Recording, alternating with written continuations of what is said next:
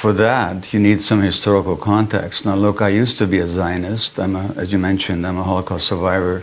Zionism was very important for me as a salvation of the Jewish people, until I found out that the state was founded based on the extirpation, the expulsion, and multiple massacres of the local population.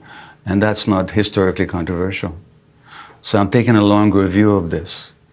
And I'm saying that the present situation cannot be understood without looking at the historical context, and nor can we move forward if the present occupation and the suppression of the Palestinians continue.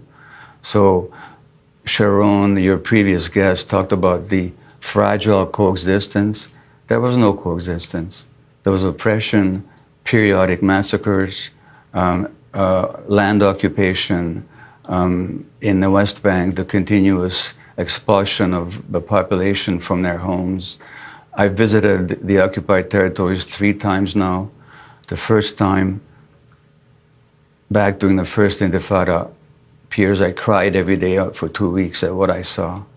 So this cannot go on.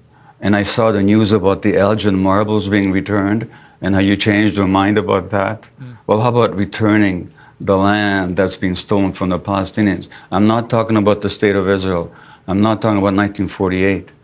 I'm talking about since 67 and what's going on right now.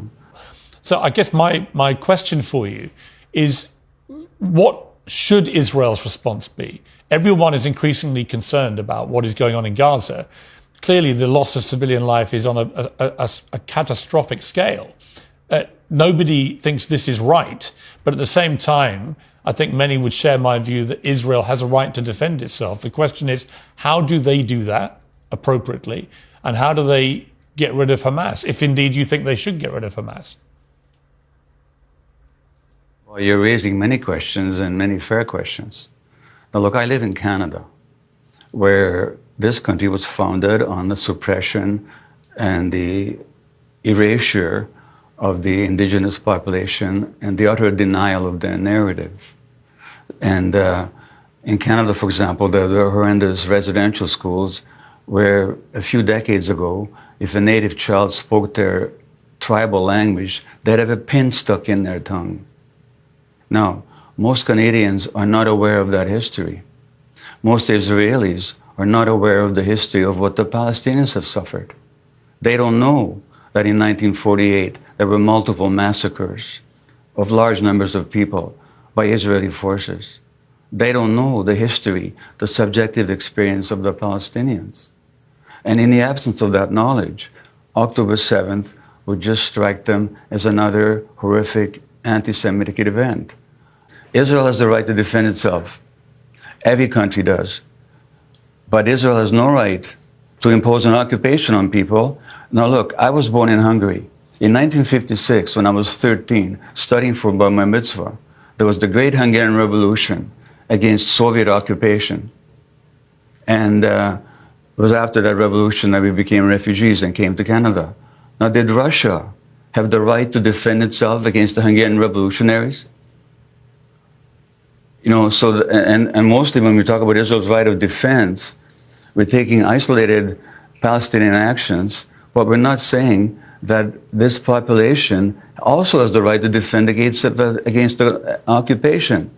I'm not justifying the terrible events of October the 7th. I'm talking in the absence of historical awareness. It all just looks like Israel defending itself. But against whom? Against the population that has been massacring in a number of thousands for 80 years and taking their lands and destroying their homes and jailing their children and torturing them. That's the history. Now, unless we know that, it all looks like this poor little country trying to defend itself. But against whom? Against people it's been occupying and displacing for 80 years. That's the history, as Israeli historians have shown. I don't make this stuff up. I wish it wasn't true. I wish I could believe in the dream of the Jewish state. I love that dream.